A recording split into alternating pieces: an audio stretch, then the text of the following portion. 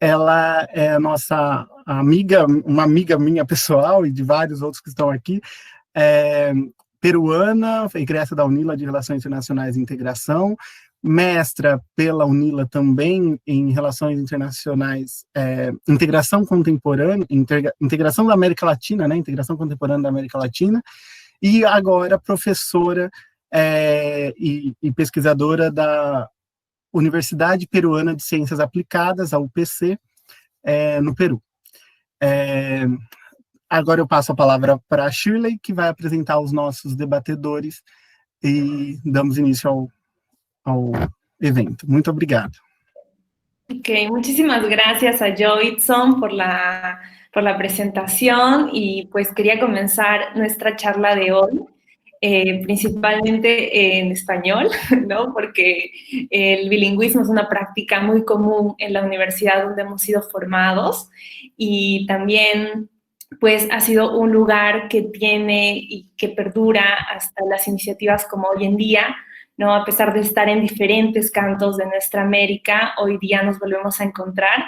Felicito muchísimo la proactividad, también el gran compromiso de compañeros como Joyson, Julie Everson, Aline y el equipo que está por detrás de esta participación y a quienes los saludo y agradezco, pues, porque me parece que si una academia es comprometida y también militante en este sentido, tiene mucho que ver con lo que venimos haciendo hoy en día, ¿no? Entonces, son quizás los caminos académicos que hoy día nos reúnen y pues reúnen también nuestra trayectoria, ¿no? Los resultados que como investigadoras, investigadores hemos podido pues obtener, ¿no? Y sabemos que la investigación, la academia latinoamericanista se hace del día a día, pero también se hace pues compartiendo estos espacios grandes y termino agradeciendo también a quienes nos escuchan hoy en día, ¿no? En este mismo momento, y pues la participación de varios estudiantes, ¿no? Varios investigadores, para la familia también, pues muchas gracias por este tiempo. Entonces, el tema de hoy, ¿no? Que esta mesa, digamos, queremos compartir con ustedes, la hemos titulado como COVID-19, ¿no? O coronavirus y el fascismo, un debate necesario. Entonces, poníamos en cuestión este gran tema porque queríamos trabajar desde diferentes perspectivas. Entonces, y también desde diferentes interpretaciones y campos del conocimiento, ¿no? Entonces, partiendo desde las relaciones internacionales, pero también de la ciencia política y de la sociología, ¿no? En nuestra trayectoria. Entonces, comienzo presentando a nuestra primera panelista del día de hoy. Su nombre es Manuela Yaqueira. Ella es graduada en Derecho por la Universidad Estadual del Oeste de Paraná. Es magíster por el programa de posgrado interdisciplinar en Sociedad, Cultura y Fronteras por la Universidad Estadual del Oeste de Paraná. Especialista en Relaciones Internacionales Contemporáneas por la UNILA. Y actualmente es doctoranda en Relaciones Internacionales por la PUC Río. Y profesora adjunta, magíster, en el Centro de Enseñanza Superior de Foz de Iguazú, CESU-Foz, y desde el 2017, y de la Facultad de Foz de Iguazú desde el 2019. Entre sus líneas de investigación de Manuela podemos ver los procesos migratorios y movilidad humana en regiones de integración y frontera, la inserción laboral de migrantes y derechos humanos, y la teoría del cuidado y estudios de género. En nuestra mesa también vamos a tener la presencia de Julien Delem. Él es magíster y doctorando en estudios políticos en la Escuela de Altos Estudios en Ciencias Sociales en París, Francia. Es licenciado en Ciencia Política y Sociología por la Universidad Federal de la Integración Latinoamericana, UNILA. Y sus líneas de investigación son la cuestión política en el Paraguay, ¿no? Así también la relación entre política, lingüística y la cuestión política en general en América Latina. Y pues también nos va a acompañar en nuestra mesa Nathalie Hoff, quien es actualmente doctoranda por el programa de posgrado en Ciencia Política de la Universidad Federal de Paraná. Es especialista en Relaciones Internacionales Contemporáneas por la UNILA. Y pues Nathalie viene investigando temas que tienen que ver con la seguridad internacional, estudios de paz, teoría de las relaciones internacionales, gobernabilidad global y procesos de construcción de paz. Ella también actualmente es profesora en los cursos de Relaciones Internacionales y Ciencia Política del Centro Universitario Internacional UNINTER en Brasil. Entonces, vamos a comenzar con unas pequeñas pues palabras iniciales de cada uno de nuestros panelistas hoy día. Entonces podemos comenzar con Manuela Jaqueira. Bienvenida, Manuela. Muito obrigada, Shirley, muito obrigada a presença de todos aqui, né, todos e todas.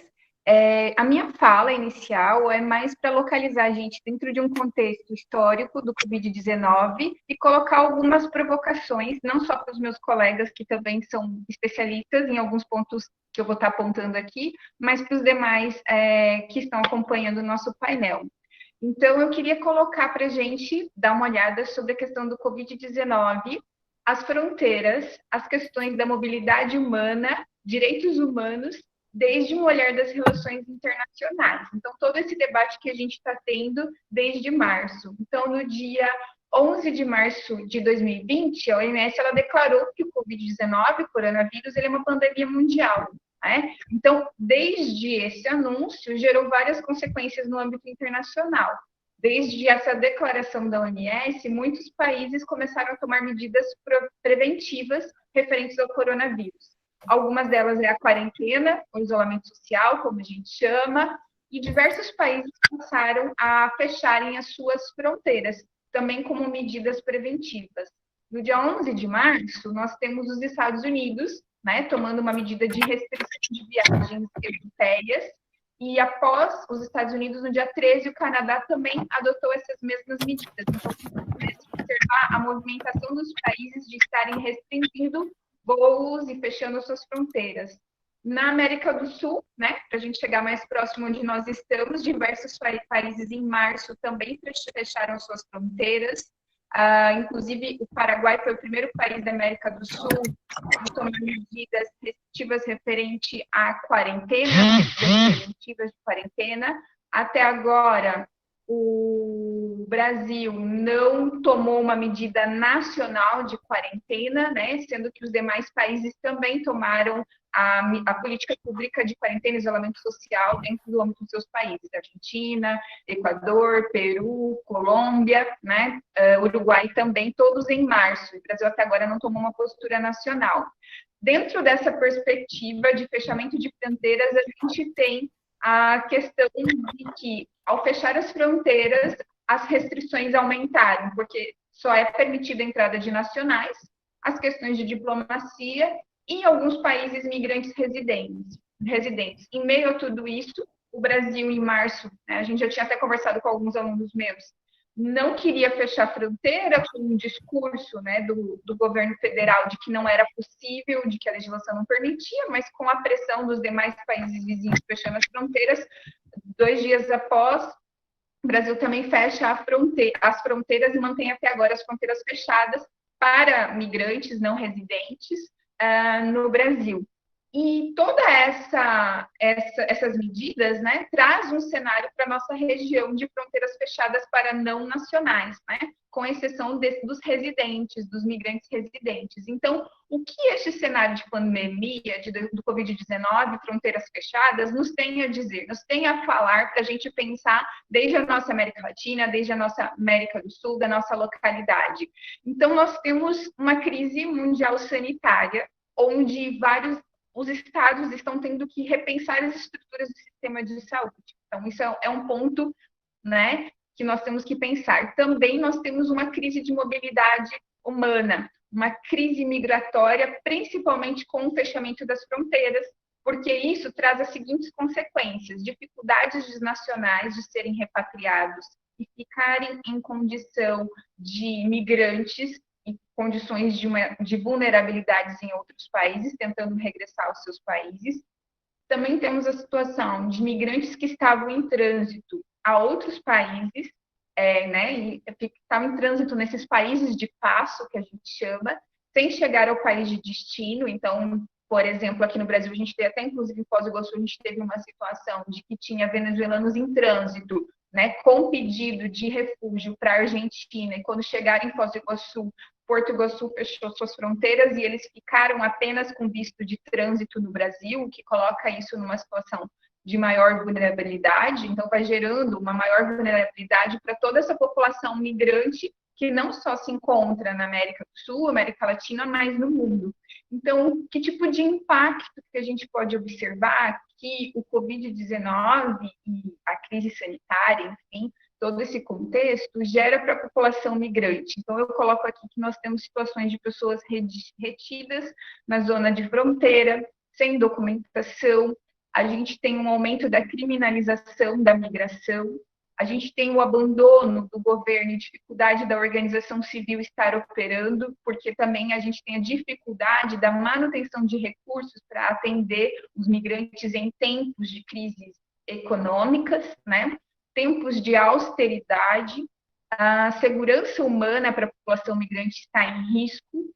Nós temos uma situação de confinamento humano desses migrantes, tendo em vista o fechamento de fronteira, e tudo isso está colocando em risco direitos humanos e principalmente os direitos de acesso à saúde, que ficam mais fragilizados em tempos de Covid-19.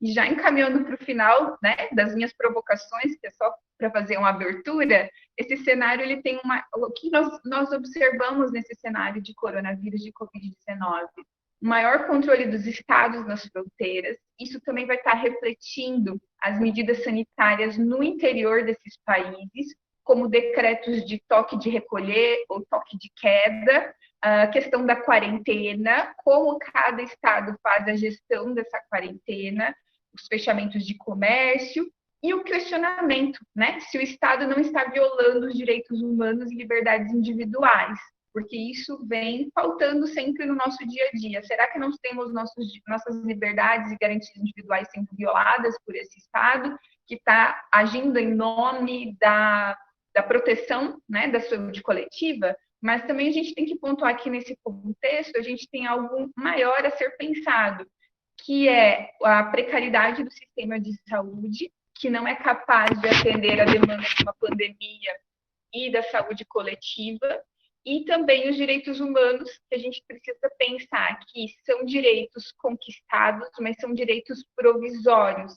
Então, eu termino a minha fala, né, a minha ideia de colocar ideias para vocês também pensarem, é de que, apesar de ser legítimas algumas práticas de autoritarismo dentro do contexto de pandemia, é necessário que a gente esteja sempre alerta, porque a gente tem uma situação de que essa exceção ela pode virar norma, né? Então, uma situação transitória ela pode se instalar de forma permanente, não só colocando em risco a condição humana da população migrante, mas também dos próprios nacionais. Então, eu trago a questão migrante, mas também colocando a situação dos próprios nacionais em risco frente a essas medidas de austeridade e autoritarismo.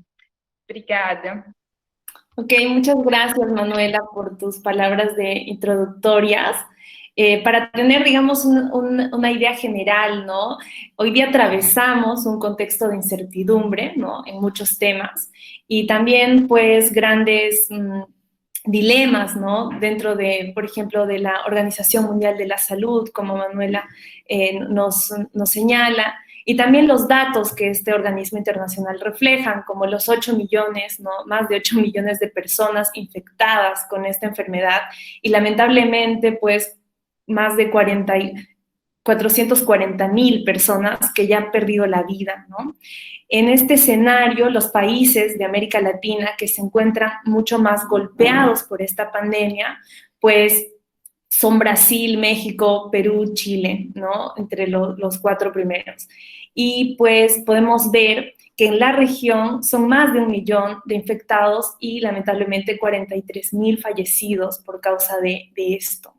Entonces, la realidad latinoamericana, ¿no? Como buenos internacionalistas, nos trae también muchas más herramientas de análisis y también, pues, reflejan una cuestión muy estructural de la cual misma forma, ¿no? Entonces, la interdisciplinariedad, por un lado, para comprender estos procesos, que nos va a ayudar mucho, y también vemos que una vez más este escenario visibiliza, ¿no? Lo que ya, digamos, algunos problemas que ya teníamos, e inclusive las precariza, ¿no? Entonces, el acceso a la educación, a la salud, por ejemplo, otros problemas son muchos, de un gran reflejo, y también pues llama la atención algunos gobiernos de nuestra América Latina en el que hay posicionamientos muy cuestionados al respecto, ¿verdad? Lo que los estados vienen haciendo a través de sus gobiernos, pues es bastante preocupante. El caso brasilero con Jair Bolsonaro y como Manuela nos adelantaba un poco,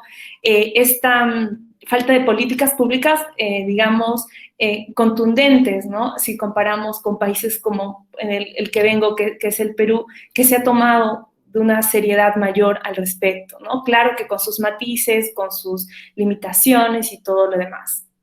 Y pues también podemos ver que Brasil es un país que llama a la imagen internacional da mucha fuerza, porque ya es más de un mes que no tienen un ministerio de salud, ¿no? Un ministro de salud elegido en pleno de una gran pandemia que en el caso ya está cobrando pues la vida de muchas personas, ¿no?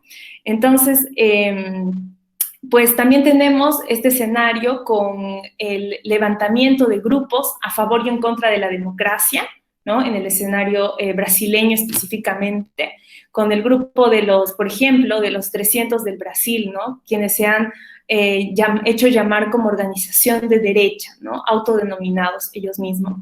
Y pues que están a favor de cerrar el Congreso Nacional y la salida, pues, de ministros del Supremo Tribunal Federal, ¿no?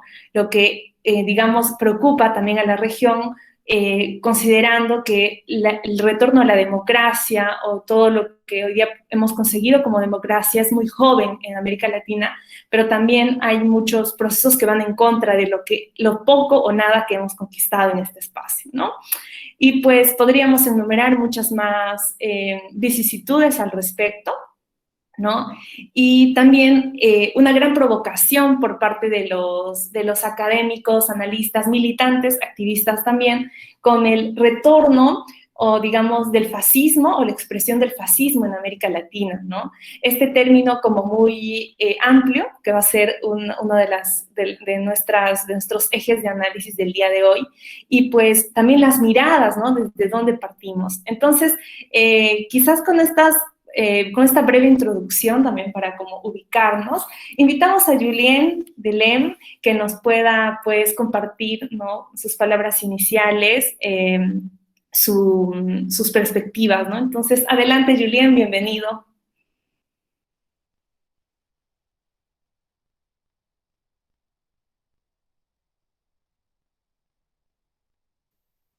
Julien, no te escuchamos, de repente activas tu micro, por favor. Gracias. Ahí está, perdón. ¿Ahí me escuchan? Sí, perfecto. Dale. Entonces, creo que lo que es interesante de presentar es un poco el retorno del Estado en el debate a partir de la pandemia del COVID. Entonces, cómo volvemos a ver un Estado que muchas veces estaba bastante criticado, la figura del Estado estaba bastante criticado desde un punto de vista neoliberal como desde un punto de vista de izquierda, pero también una clase política criticada. Tipo, si vemos la popularidad de las clases políticas por fuera de algunos liderazgos, vemos unas clases políticas bastante debilitadas, entonces hay como una falta de creencia en el Estado por parte de la población. Y con esta pandemia, con esta epidemia, vemos cómo el Estado vuelve con su carácter de prevención, con su carácter de cuidar a la población, con su carácter de política pública, sobre todo en el área de salud pública, y también vemos el tema de la centralidad de la nación. Una cuestión que habíamos visto hace un tiempo ya es cómo la globalización, dentro de todo, hacía, entre comillas, desaparecer al Estado-nación, mismo los organismos multilaterales también ocupaban un rol central, y en principio en algún momento se hablaba ya del fin del Estado-nación, ¿no? de la desaparición gradual de la centralidad de la idea de nación. Pero finalmente, mismo en situaciones o en contextos de integración regional fuerte, como vimos en la Unión Europea, la nación vuelve a aparecer como un elemento importante para el control de la pandemia. Muchos países europeos mismos cerraron sus naciones más allá de las recomendaciones de la Unión Europea y más allá de las políticas de integración. Entonces eso se ve también como un retorno en cierta medida a la centralidad de la nación. Entonces el Estado vuelve a ser un elemento central, la nación también se convierte en un elemento central, y por otro lado vemos un fenómeno también que es la cuestión de las decisiones y la relación entre las decisiones autoritarias y la cuestión del control de la pandemia, tipo hasta qué punto podemos controlar la pandemia de manera democrática. El debate democrático se vuelve también una cuestión que está en debate. Entonces vemos países como, sobre todo en el área de Asia, donde el elemento de control del Estado, y no es un control democrático, sino un control bastante autoritario, se vuelve un elemento importante para poder controlar la pandemia. Pero también vemos en realidades como el Brasil, donde un cierto autoritarismo emerge en relación a una negación de la pandemia. Entonces vemos también cómo el autoritarismo puede, y eso va también con el debate que ustedes están proponiendo, de discutir la cuestión del fascismo. Yo creo que también ahí hay un elemento interesante para el debate, es decir, el autoritarismo o la idea autoritaria no está presente solamente en la idea de control de la pandemia, pero también en la idea de negación de la pandemia. Y ahí vemos también casos como países con liderazgos bastante fuertes, como vemos el caso de Brasil, el caso del liderazgo de Bolsonaro en Brasil, el caso de Trump en Estados Unidos o el caso de López Obrador en México. Vemos liderazgos bastante fuertes, pero que no consiguen, justamente porque se sobreponen a las instituciones, controlar la crisis sanitaria. Entonces vemos un cierto, lo que supuestamente representa un factor de control, es decir, tener un líder fuerte, se convierte en un elemento problemático, como vemos en los casos de tanto de izquierda como de derecha, de Trump, de López Obrador o de Bolsonaro, o mismo Johnson en Inglaterra. Entonces, como finalmente tener un liderazgo fuerte no se convierte en un elemento central de control de la pandemia. Pero sí vemos el tema de la importancia de las políticas públicas, y políticas públicas, vemos toda la parte de salud. En América Latina vimos casos de países que consiguieron controlar la situación, vimos casos en Argentina, en Paraguay, un poco y en otros países donde realmente se consigue con una política pública sanitaria, en cierta medida, controlar los efectos de la pandemia. Tiene que ver también con una cuestión que ya estaba discutiendo Manuela, que es el tema del cierre de fronteras, y ahí vemos otra vez la cuestión de la centralidad de la nación, es decir, cómo nos cerramos para protegernos en vez de abrirnos y buscar alternativas juntos, o a nivel regional o a nivel mundial. Entonces ahí hay unos debates también sobre el tema de las fronteras, pero creo que esos son algunos puntos que podríamos estar discutiendo, es decir, el tema de relación entre el autoritarismo y el control, y autoritarismo y negación de la pandemia, o también el tema de la centralidad del Estado-nación. En cierta medida veíamos ya un cierto debate, tanto en las relaciones internacionales, de decir, bueno, el Estado-nación está desapareciendo, como también desde un punto de vista de un Estado-nación asociado a la clase política, es decir, a los líderes políticos muy cuestionados. Hay cada vez más gente que no cree en la política, pero finalmente esta pandemia nos trae otra vez un debate sobre la importancia de la política para controlar la situación. Es decir, de las buenas decisiones políticas vimos también que los países que actuaron rápido porque hubo un cierto liderazgo y una cierta política clara en términos de salud pública, ahí se ha conseguido en cierta medida controlar la situación. En otros países, justamente donde hubo más dudas, más incertidumbres, ahí es donde menos se controla la situación. Entonces creo que son algunos elementos que podrían, y después con las preguntas también vamos a ir discutiendo, pero que nos ayudan un poco a reflexionar, porque creo que eso es lo que estábamos diciendo antes de empezar y hace unos días, que lo importante acá es más bien debatir esas ideas, no tanto imponerlas, tipo la cuestión del fascismo, es que ya estuvo introduciendo Shirley, es una cuestión delicada en el sentido de, primero, desde un punto de vista académico, no hay un consenso sobre la definición del fascismo.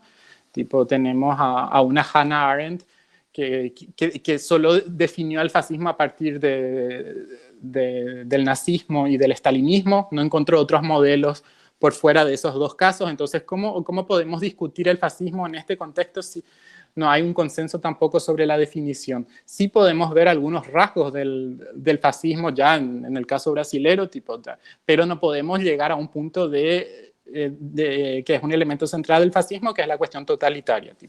No vemos un partido único, no vemos elementos de, sí, algunos discursos que enaltecen la cuestión de la raza o la cuestión de la patria. Sí vemos, por ejemplo, mismo en el lema del gobierno, Patria Amada, una cuestión de descentralizar el nacionalismo, pero de igual forma no llega a un punto para analizar el fascismo a partir de un concepto que tiene Claude Lefort, es decir, de ocupación total de la política. Claude Lefort define a la política a partir de la idea de un lugar vacío, es decir, la política en tiempos democráticos es un lugar vacío, es decir, que nadie se puede apropiar de la política, nadie puede poseer la política, que es lo contrario al totalitarismo, es decir, en el totalitarismo hay un control total por parte de un partido único, de un gobierno único y de una población homogeneizada en cierta medida. Entonces, Lefort define la cultura democrática a partir de la idea del lugar vacío, a partir de la existencia de una heterogeneidad social y en la idea de que nadie puede poseer la política. Y en cierta medida eso es lo que impide ver un fascismo total o totalitario en Brasil, en el sentido de todavía vemos una cierta diferencia entre las instituciones. Vimos un poco la cuestión entre el Estado federal y los estados locales, los conflictos que hay entre los gobernadores y el presidente, los conflictos que hay ahora entre el Tribunal Supremo y el Ejecutivo. Entonces, esos conflictos impiden justamente que haya un gobierno totalitario, cuando hay una distribución de poderes tanto entre el Parlamento, la justicia y el Ejecutivo, como también cuando hay una distribución de poderes a nivel local y central que entran en conflictos, quiere decir también que siga habiendo una cierta dinámica democrática, que todavía no se puede hablar de un régimen totalitario. De igual forma, no quiere decir que no haya intenciones o indicios dentro de un determinado social que lleva justamente a una tentación autoritaria, a una tentación fascista misma, y no es tampoco nada nuevo en Brasil. Si bien Brasil tiene una trayectoria democrática bastante consolidada en los últimos años, pero tenemos trabajos como justamente de un ex rector de la UNILA, el Gio Trindade, que se dedicó a estudiar todo el movimiento integralista en Brasil, que es justamente, y él analiza la tentación fascista a partir de ese movimiento integralista. Entonces yo creo que también hay elementos para el debate en ese sentido, podemos discutir el fascismo. Yo no creo que sea capaz el concepto más pertinente, sí creo que hay que ver el tema de ciertos elementos autoritarios, y las amenazas o las intenciones no democráticas que tiene, y justamente hay también todo el debate de cómo la democracia permite ciertos gobiernos autoritarios, y entonces cómo se producen también esos gobiernos. Y yo creo que son algunos elementos que después, si tienen más preguntas también, y después de la participación de todos, vamos a ir discutiendo. Shirley. Muchas gracias, Julián, por las palabras iniciales. Los invitamos, ¿no?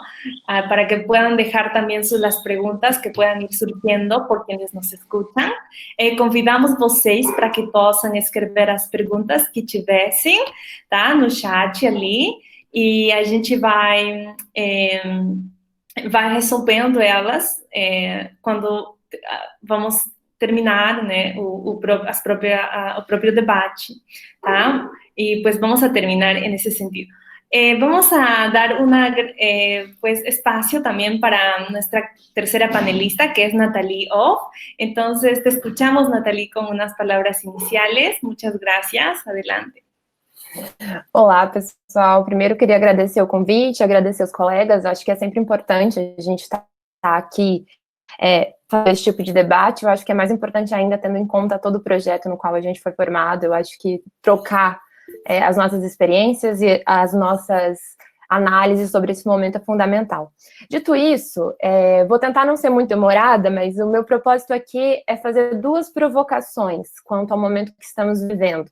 Talvez tirar um pouco o foco até mesmo dessa crise sanitária, mas refletir sobre as estruturas sociais nas quais nós estamos inseridos, né? Tanto em âmbito local como em âmbito regional. Eu vou focar um pouco mais quando eu for para o local no Estado brasileiro, por uma questão de conhecimento, né? Eu tenho estudado um pouco mais sobre a formação do Estado para minha tese, então vou olhar um pouco mais para essas dinâmicas por uma questão de poder aprofundar a análise e não cair num achismo muitas vezes. Então, a minha primeira provocação, eu vou começar pelo nível macro, né? Quando eu falo de estruturas sociais, é da estrutura desigual que se instala entre norte desenvolvido, e esse norte, obviamente, que não é meramente geográfico, mas está muito vinculado ao processo de colonização e ao processo de imperialismo e desenvolvimento capitalista, e sul, né? Então, quando a gente chega em um momento como que estamos vivendo, no qual a gente tem uma crise, mas eu diria que também é uma área em certa medida, né, diante dos desafios que ela impõe e diante dos efeitos que ela causa, quando a gente tem uma crise dessa magnitude em nível global, é inevitável perceber que determinadas localidades e principalmente determinados grupos sociais acabam sendo mais afetados, né? Então, a minha provocação como a Shirley falou na fala inicial dela sobre como a pandemia visibiliza, né? E eu acho que o mais importante dentro das discussões não é apenas discutir a pandemia e os efeitos da Covid-19, embora isso seja fundamental, mas é, sobretudo, discutir como uma crise como essa joga à luz, né? Ela ilumina problemas que, na verdade, já estavam lá. E ela não só ilumina esses problemas que já estavam lá, como muitas vezes ela piora, né? Então, é uma questão de falta de estrutura sanitária, de falta de acesso aos medicamentos, aos testes, aos EPIs, e como isso afeta de formas diferentes regiões diferentes do globo. E eu acho que é importante a gente questionar isso, porque tem um processo histórico que a gente sempre discutiu, né, em larga escala, né, que é o efeito da colonização para como o mundo se estrutura, mas sobretudo o efeito do desenvolvimento capitalista, no qual, por mais que exista essa crença, nem todos podem se desenvolver, né? Alguns países precisam arcar com o ônus de não se desenvolver dentro de uma estrutura capitalista, porque a lógica da acumulação simplesmente não permite que todos cheguem ao desenvolvimento igualitário. Então, talvez eu queria provocar nesse sentido, da gente pensar nessas assimetrias norte e sul, e, sobretudo, como a pandemia acaba sendo mais nociva e mais cruel, e eu diria mais perversa, né? Os efeitos da pandemia em países do sul, não só no Brasil, não só na América Latina, mas eu acredito que provavelmente a gente vai assistir uma piora do quadro na África, né? Então nós temos países como o Congo, que enfrentam duas epidemias ao mesmo tempo, né? A da Covid-19 e também o Ebola. Então, eu acho que é uma reflexão importante, sobretudo tendo em conta a nossa formação, pensar sobre essas simetrias e como a estrutura internacional, né, a lógica das relações internacionais acaba sendo muito perversa, sobretudo em tempos de crise. Eu acho que muito perversa no que tange a distribuição dos riquezas e do acesso enfim, a uma vida digna, né? Então, eu trabalho muito com estudos da paz, onde a gente tem o Johan Galton, que fala que a paz positiva está além da não existência de conflito. A paz positiva é quando você tem uma sociedade onde você elimina todas aquelas coisas que ficam entre uma pessoa e o desenvolvimento do seu potencial pleno, ou seja, que ela possa se desenvolver plenamente. Então, a gente está falando de uma sociedade que elimina racismo, que elimina violência de gênero, que elimina, enfim, desigualdade, e a gente, o quanto isso é difícil, e o quanto nas sociedades do sul global, isso fica mais visível, sobretudo nos momentos que estamos vivendo. Para isso, aí já olhando mais para o caso brasileiro, eu faço uma provocação, do ponto de vista de como o conceito de fascismo tem ganhado centralidade no debate público. E eu acho importante que a gente discuta, mas, ao mesmo tempo, eu fico, às vezes, eu me pego um pouco surpresa com como as pessoas, às vezes, acham que esse movimento que se forma, né, claro que o bolsonarismo é um movimento novo, mas que o tom do movimento é algo recente na história brasileira. Às vezes eu fico refletindo se a gente não ficou demasiadamente iludido com a ideia da democracia como um dado, como uma realidade concreta. E não quer dizer que a gente não tenha ganhos democráticos, tivemos, né, a Constituição de 88, a democracia é algo importante, eu acho que tem que ser defendida acima de tudo. Mas, ao mesmo tempo, a democracia é um processo e a gente precisa estar vigilante, como muito bem apontaram os colegas, né?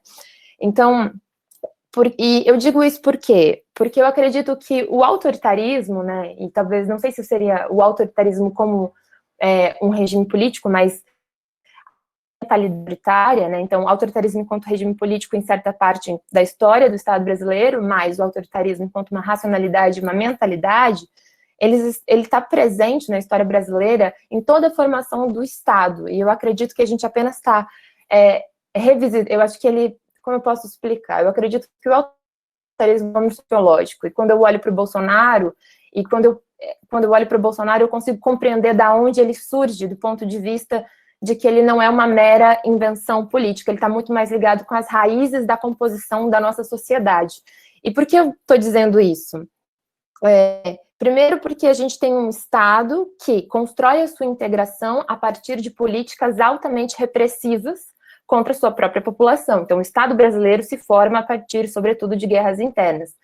E a formação do Estado brasileiro está amplamente baseada em empurrar determinadas populações, sobretudo com base em raça, classe e gênero, e eu diria que nessa ordem, raça, classe e gênero, não à toa que na história brasileira as populações mais vitimadas pelas políticas do Estado e da sociedade como um todo são as populações negras e as populações indígenas, né? Então a gente tem ali políticas climáticas que acabam vitimando em maior medida essas duas populações, né? Ele acaba empurrando essas populações para zonas, geralmente periféricas, né? Seja empurrando a população negra, em sua maioria, para a periferia das cidades, seja empurrando a população indígena para as reservas indígenas com as políticas indigenistas, né? Limitando ali o espaço onde elas podem ficar. Ele acaba empurrando essas populações para zonas onde é mais fácil governá-las, e quando eu falo governar, eu não estou dizendo em um sentido burocrático, mas no sentido Foucaultiano, de governo como conduta da conduta, né? Então, esse governo que envolve transformar a pessoa, com que se concordo com o que a ordem social exige, que envolve governá-las, mais fácil de governá-las e de discipliná-las. Não à toa que a gente fala tanto sobre o governo tutelar na história brasileira. E, quando não, ele empurra essas pessoas para essas zonas onde também é mais fácil exterminá-las, como a gente pode ver com as políticas de segurança pública, né, que matam majoritariamente a população negra no Brasil, e também com as políticas indigenistas, né, com o extermínio da população indígena ao longo da formação do Estado brasileiro. E eu acredito que quando a gente olha para as políticas de negação da pandemia do atual governo, e com essa posição autoritária que em certa medida até tem uma inspiração nazista, mas eu acho que esse autoritarismo é muito mais brasileira do que um autoritarismo semelhante ao que ocorreu na Europa. Eu acho que é muito mais um fenômeno histórico e a gente tem que encarar isso como tal, se a gente quer também ter uma democracia mais estável. A gente já percebe que com a Covid-19 esses mesmos grupos também já estão sendo vitimados, né? Sejam as populações indígenas que estão vulneráveis na Amazônia pelo avanço de políticas ambientais, né, na verdade, políticas de não proteção. Eu até brincava esse dia com os meus amigos que atualmente a regra no Brasil é o combate ao combate à fome, né? A gente está quase fazendo isso, a gente está combatendo o combate à fome, e seja empurrando as populações periféricas para morrer de coronavírus ou então para morrer de fome, né, na atual conjuntura, porque a gente também tem essa dificuldade em também fazer com que as pessoas possam não ir trabalhar, fazer com que as pessoas possam, de fato, se cuidar. Eu deixo essas provocações aqui, né, sobre discutir esse autoritarismo à brasileira, porque eu acho que é importante até para pensar a América Latina como um todo, né, tendo em conta o papel do Brasil ao longo da história e seu posicionamento em alguns conflitos. Eu acho que ele está presente nesses conflitos também, como, por exemplo, a Guerra da Tríplice Aliança, e também discutir essas assimetrias globais. Obrigada, Shirley. Tá, muito obrigada, Nathalie. Muchas gracias a los tres compañeros, las compañeras y compañeros, ahora colegas también que pues traen desde diferentes campos, ¿no? Algunos debates y que, digamos, nuestra primera pregunta pues era justamente cómo entendemos, ¿no? Cómo podríamos entender este proceso o un periodo en el que la propia palabra fascismo vuelve, ¿no? Vuelve con una fuerza y todavía vuelve más el antifascismo, ¿verdad? Entonces, a partir de, digamos, de esta, digamos, pregunta, ¿no? ¿Cuáles ustedes en lo que nos han venido diciendo y podrían complementar también, cuáles serían esas especificidades, ¿ok?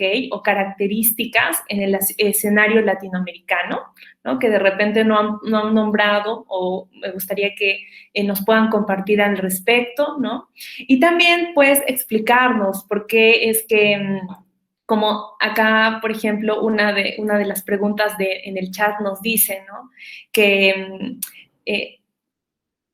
hay algunos estudiantes que todavía no consiguen percibir el fascismo en este gobierno, ¿no? Que es algo, digamos, que está presente, ¿no?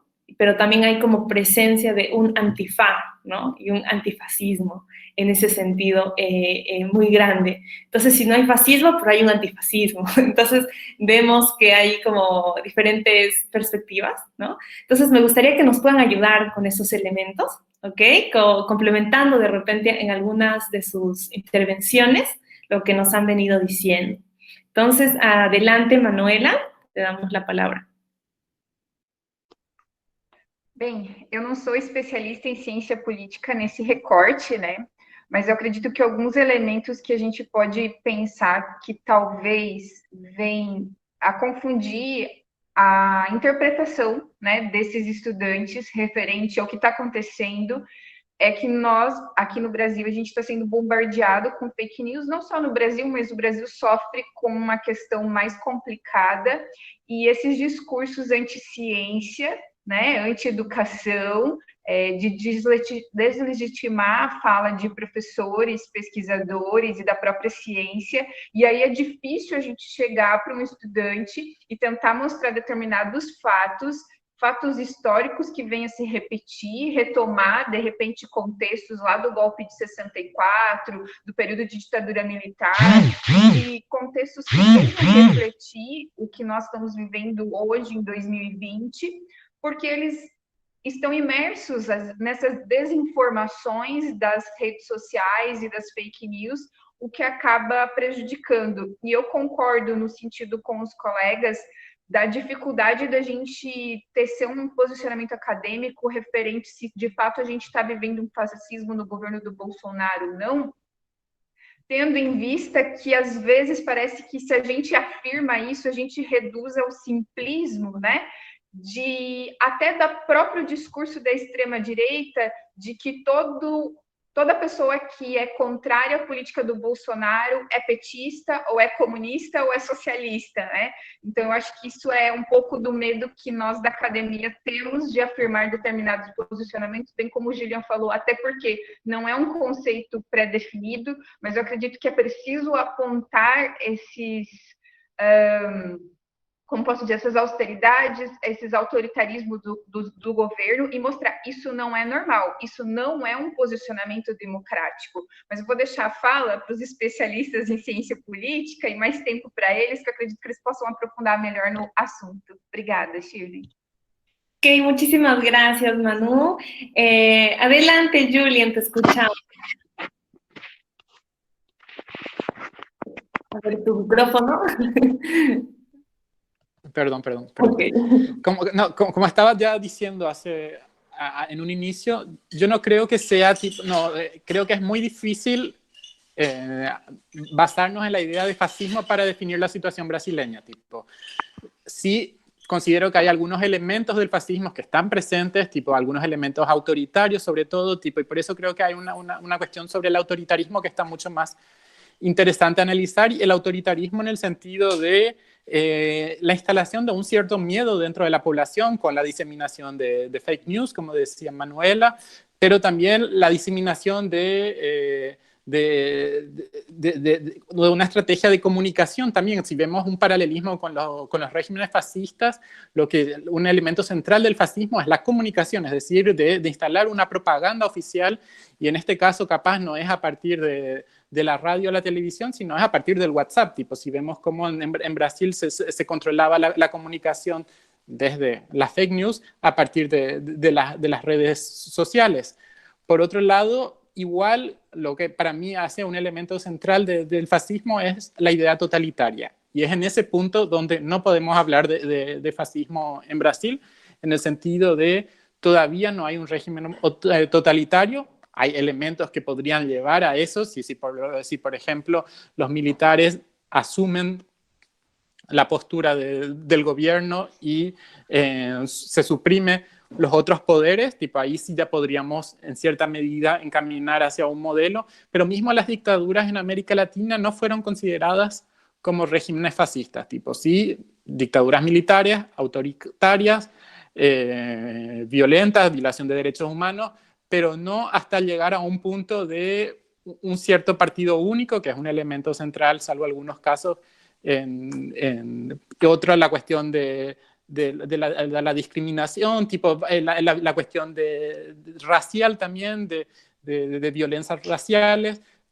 Yo creo que más pasa por el debate autoritario, y si queremos hacer también un debate sobre la cuestión autoritaria en tiempos de COVID, creo que el debate sobre el autoritarismo no es solamente una cuestión relacionada a la negación de la pandemia, sino también cómo la pandemia lleva a una serie de políticas de control social, es decir, lo que vimos en el caso de China, o también con todo el tema del control informático, el control biométrico, de todas las aplicaciones que están impulsando tanto empresas privadas, como son las propuestas de Google, Apple y Facebook, como también propuestas gubernamentales, como el caso de Francia, que también había propuesto una aplicación de control, o mismo en Corea o en Taiwán, donde la utilización informática también funciona como un elemento de control social. Entonces ahí también hay una cuestión de debate sobre la calidad democrática y sobre la cuestión democrática. Tipo, ¿hasta qué punto vamos a permitir el control social y hasta qué punto ese control de nuestra vida privada no representa también un riesgo para la democracia? Entonces creo que en ese sentido debemos discutir la cuestión autoritaria y la tensión que existe entre el control y la democracia desde un punto de vista no solamente de la negación de la pandemia, sino también desde el control de la pandemia. Y por ahí me quedo. Así que le dejo un poco la palabra. Ok, muchas gracias, Julien. También, por ejemplo, ponernos a pensar en el propio término, ¿no? Y digamos, si hablamos desde América Latina, ¿no? En la propia descolonización del saber, ¿no? Y también algunas nociones como tampoco importadas, ¿no? Que queremos que sí o sí calcen, ¿no? Pero a veces como entendernos en esa diversidad, ¿no? En esa diversidad epistémica también, ¿no? Cuando discutimos, pues, este tema. Muchísimas gracias, Julien, por las apreciaciones. Y, pues, damos la palabra a Nathalie. Adelante, Nathalie. Obrigada. Acho que sobre isso eu traria talvez uma diferenciação de fascismo em conceito e enquanto categoria, né? Tendo em vista que quando a gente fala de fascismo enquanto categoria, ele é mais a construção de uma identificação, e isso eu posso ver nos grupos que apoiam o bolsonarismo, né? Então, a construção dessa ideia de que você se opõe ao outro, que vai ser o comunista, o petista, enfim. Da mesma forma que quem se identifica como antifascismo também está, de certa medida, tentando construir uma imagem que está distante dessas relações políticas que a gente está, desse grupo político que está no poder. Mas ao mesmo tempo, né, quando eu falo de fascismo, isso seria uma relação com categoria aplicada, digamos, à vida política, como as pessoas se utilizam do termo. Mas quando você pensa no fascismo como conceito, e aí já indo com uma leitura mais de cientista política, então uma leitura mais conceitual, um pouco mais criteriosa, a gente tem que ter em mente que o fascismo é um regime político. E ele é um regime político totalitário, como o Quilien muito bem pontuou. Se ele é um regime político como totalitário, a ideia pura disso é que determinados elementos ou aspectos precisam ser atendidos dentro desse regime político, né? Eu separei alguns rapidamente, que seria a dominação total de um partido e de um líder, né? Então, quando a gente está falando de um regime totalitário, a gente fala dessa dominação total, não só por causa da figura do líder, mas também porque você não tem muito bem claras quais são as leis que limitam o uso do poder. Quando a gente está no governário, existem leis ainda que limitam minimamente a utilização do poder. Elas não são muito claras, não são muito efetivas, não são muito bem escritas, mas minimamente existem, né? Até quando a gente pensa nas ditaduras, elas não são semelhantes na sua estrutura do governo nazista Hitler, né? Era diferente, ambos governos autoritários, né? Mas o governo nazista totalitário. Para além disso, a gente também, num governo totalitário, a gente não tem uma distinção entre o Estado e a sociedade. Parece que tudo se torna uma coisa, né? Então, você vai ter aquele movimento de massa, a sociedade tem que refletir essencialmente o que o partido defende ou o que o político defende, e você não tem essa distinção muito clara sobre o que é a política, o que é o Estado e a sociedade. Então, o indivíduo meio que precisa fazer parte daquela estrutura. E também, né, dentro dessa estrutura totalitária, não se assume qualquer tipo, não há possibilidade de divergir, você não pode ser diferente, todas as pessoas precisam ser igual ou concordar, e aí a gente pode pensar em 1984, do George Orwell, que a gente lembra como é que, aquela é uma ótima construção para entender como funcionam os governos totalitários de forma mais simples, né, mas eu acredito que esses elementos precisam estar presentes para a gente falar de fascismo, para a gente falar de totalitarismo. Isso ainda bem não está presente atualmente. A gente ainda tem disputa política, a gente ainda tem uma divergência de ideias, não há controle total sobre as mídias. O WhatsApp é uma arma muito perigosa, mas não há um controle total sobre a mídia, sobre os meios de comunicação. Então, por isso que eu gosto mais da gente... eu acho mais interessante partir da ideia de autoritarismo. E, sobretudo, para a gente talvez não cair, como disse a Manuela, na mesma falácia que acabam caindo os bolsonaristas, que é essa ideia de colocar todo mundo, né? Isso é uma característica de tanto de governos autoritários como de fascistas, né? Colocar todo mundo como amigo. Quem mesmo que muitas vezes essas pessoas não são necessariamente contras a todas as pautas do governo, né? Elas são contras a determinadas políticas. E, aliás, convenhamos, são contras a partir da política de combate à pandemia, né? Porque muitas dessas pessoas eram favoráveis ao governo até março, né? E elas foram mudando de ideia por causa adotada pelo governo no combate à pandemia. Então, a gente ainda tem a gente ainda tem uma correlação de forças dentro do Estado brasileiro, e a gente tem que tentar não cair nesse erro de também colocar todo mundo no mesmo barco, ou usar isso como transformar a palavra fascismo num significante vazio, né? Então, você simplesmente achar que é uma palavra que muitas coisas cabem. Como eles estão fazendo com o comunista, né? Eu acho que o comunista é fantástico, porque todo mundo... O Dória é comunista, gente. Quando eu vi, eu falei, a gente chegou no fundo do poço da política brasileira. Não tem mais para onde descer, chamaram o Dória de comunista. Mas eu acho que é por aí, acho que a gente ainda... Não há um regime político, mas acho que essa parte do fascismo enquanto categoria de se identificar, o Bolsonaro claramente tem inspiração, ele tem uma estética que ele tenta olhar, está presente. A gente sabe que isso está presente, por isso que a gente precisa ficar vigilante e defender as instituições democráticas. Mas a gente ainda está longe de um regime político, ainda está muito mais no imaginário de um grupo pequeno, até porque ele nem tem controle total das Forças Armadas, né? Ele tem as bases da Polícia Militares, não é certo se ele tem as bases dos soldados mesmo, ele tem alguns generais que são meio que de pino, né? A maioria dos generais da ativa não apoiam esse engajamento tão profundo do Exército com a política do governo Bolsonaro. Então, eu acho que é retórica do que, de fato, capacidade de pôr as instituições abaixo no momento. É por isso que é muito importante que elas funcionem, né? Como elas funcionaram hoje pela manhã. Mas é isso, Shirley, sobre isso. Ok, muchísimas gracias, Nathalie. Por acá teníamos una pequeña pregunta de repente para cerrar este primer bloque, ¿no? En cuanto a si podríamos llamar neofascismo, ¿no? Un autor muy conocido, influyente en nuestra realidad internacional, ¿no? Es Noam Chomsky, quien es el que, digamos, postula esto, ¿no? En cuanto a, de repente, por ahí nos decían como algunas otras, en otras palabras o en otros contextos, ¿no? Un autoritarismo, el autoritarismo nos podría ayudar a definir, pero también como es muy evidente el simbolismo, ¿no?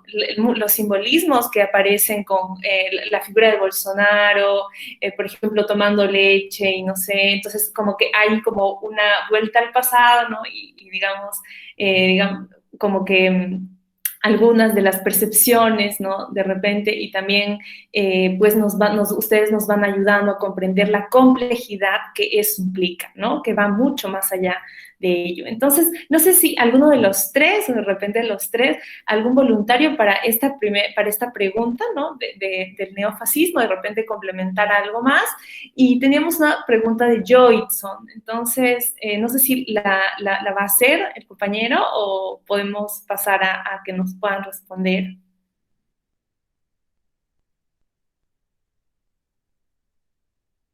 ¿No escuchamos a Joyson? Ah, ok, entonces nos dice que podemos seguir. Bueno, entonces no sé quién se animaría a esta última pregunta como para cerrar este primer bloque. En serio, muchas gracias por sus conocimientos, ¿no? Y también como trayectorias y puntos de vista muy, muy interesantes. Entonces, ¿alguien de ustedes nos podría ayudar a responder esta pregunta sobre, se podría considerar como un neofascismo? Eu poderia tentar responder, não sei o quanto eu conseguiria, de fato, responder. Eu acho que a questão que fica é que o fascismo, assim como o próprio populismo tão tradicional aqui da nossa querida América Latina, são fenômenos, a gente tem conceitos, né? Então a gente tem o que eu apresentei, as características que eu apresentei aqui para vocês, é um conceito ideal, é um tipo ideal, a gente constrói isso na teoria para tentar entender a realidade, é como a gente vai buscar, né, coisas para, enfim, né, para categorias, como a gente faz essas coisas, mas ao mesmo tempo, por mais que isso seja um tipo ideal construído por meio da teoria, eles são fenômenos históricos, eles são fenômenos políticos e eles acontecem no mundo real, e a gente sabe que as nossas teorias são um flexo do mundo real, uma tentativa de leitura e de explicação, e nem sempre elas são possíveis. Eu acredito que, eu não sei se eu ainda falaria, eu sou um pouco reticente a usar tanto a palavra fascismo, mas acredito que dá para talvez falar de um neofascismo, mas talvez seja um movimento que esteja acontecendo muito recentemente. Então é um fenômeno político que está se transformando, como toda a sociedade está se transformando. A internet tem, acho que, representado um papel muito importante nas transformações sociais e políticas e econômicas e culturais que a gente vive vivendo nesse século XXI, né, mas já desde os anos 90. Eu particularmente não conheço muito o conceito de neofascismo do Chomsky, mas eu diria que talvez esse é um fenômeno que pode sim estar em transformação e que talvez a gente possa pensar em novas formas de compreendê-lo e analisá-lo e dentro dessas novas estruturas que vão surgindo, né? Mas eu não sei, eu tenho uma impotência sempre com os neos, sempre me parece que é algo que as pessoas, eu brinco com os neos e com o pós, sempre me parecem que são coisas que as pessoas às vezes não conseguem, tirando o pós-colonialismo, gente, esse eu gosto, mas tipo, pós-estruturalismo, sempre me parece que são coisas que as pessoas colocam um pós, porque elas não conseguiram pensar em uma coisa muito nova, sabe, tá diferente, mas aí você coloca o pós ou o neo, e aí tá tudo bem, mas enfim, eu não sei se eu consegui responder. Ok, muchas gracias, Nathalie. ¿Alguien más se anima o podríamos continuar con...? Yo podría agregar algunos elementos que creo que podrían ayudar. En ese sentido, considero que cuando se habla de neo, sí, en realidad se está hablando de algo capaz nuevo, que todavía hay una dificultad de definirlo. Entonces sí, podría ser justamente o un neofascismo, pero también podría ser algo nuevo que no es un fascismo. Tipo. Y en ese sentido, también ese es el tema del debate conceptual, en el sentido de que podríamos definirlo o no podríamos definirlo a partir de esas categorías. en ese sentido también creo que es interesante retomar a Arendt, a Hannah Arendt, en el sentido de que ella justamente critica la historia de analizar el fascismo ya desde una lectura pasada, es decir, desde el presente analizamos ya, habiendo conocido el fascismo, los elementos del fascismo, pero es mucho más difícil ver los elementos que dan el origen al totalitarismo, tipo, es decir, desde el presente, ¿cómo lo vamos a analizar? Porque no tenemos la imagen completa del panorama, es decir, no podemos ver lo que va a venir en el futuro, entonces ahí se hace mucho más difícil de definir al fascismo desde el presente, mirando hacia el futuro, pero es mucho más fácil analizar al fascismo desde el presente mirando hacia el pasado, porque ahí podemos enumerar algunos elementos. En ese sentido, sí podríamos encontrar algunos elementos o podríamos encontrar algunos elementos nuevos de otro modelo, otro régimen político. Y en ese sentido también me gustaría volver a señalar que desde un punto de vista del fascismo, un elemento central es la cuestión totalitaria.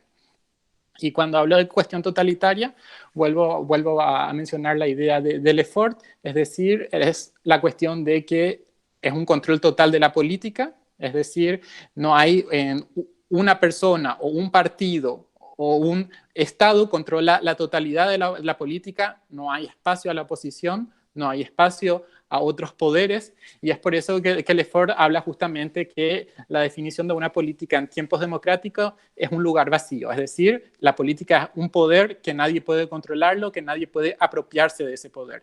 Y eso es lo que justamente no vemos en estos momentos, tipo, es decir, todavía vemos capaz un punto de bifurcación, si queremos tomar un punto gramsciano, es decir, de un momento de conflicto entre diferentes bloques hegemónicos, tipo tanto más en el Brasil, porque la sociedad está muy polarizada, en otras sociedades es más difícil ver esa polarización, pero en Brasil sí se ve mucho esa polarización social, tipo entre, bueno, por lo general asociado entre los gobiernos Lula y Dilma y el gobierno después ya de Temer y que terminó con Bolsonaro, pero bueno, ese conflicto ideológico muchas veces entre derecha e izquierda genera justamente un conflicto más claro en ciertos momentos, y ese momento son los puntos de bifurcación, es decir, los puntos donde se va a definir el modelo que va a venir. Y en ese sentido, yo creo que todavía no se puede definir como un régimen fascista, es decir, todavía no llegamos a ese punto.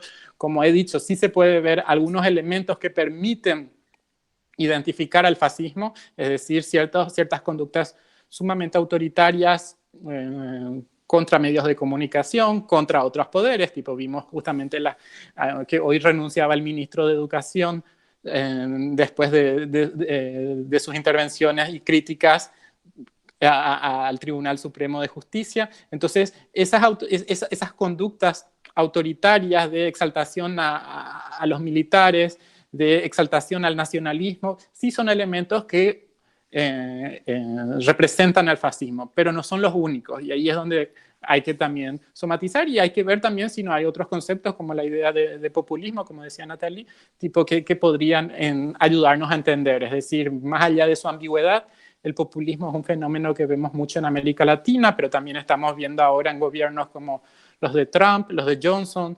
Erdogan, en Turquía, pero que ahora se está estudiando, y es justamente el populismo, puede ser también López Obrador desde un punto de vista de izquierdas, pero como un significante vacío, utilizando la idea de Laclau, llega al poder a partir de justamente de un vacío, pero que se convierte en una dificultad a la hora de gobernar. Y esa dificultad a la hora de gobernar es lo que vemos en términos de gestión de la crisis sanitaria. Es decir, vemos justamente cómo estos líderes, si bien tienen una cierta capacidad para aglutinar las masas, para convocar a partir de justamente discursos y significantes vacíos, pero en un momento de crisis, en un momento de gestionar la política pública, tienen mayores dificultades. Y eso es lo que estamos viendo, gobiernos como los de Bolsonaro, que más allá de la negación, tienen una dificultad de la gestión de la política pública.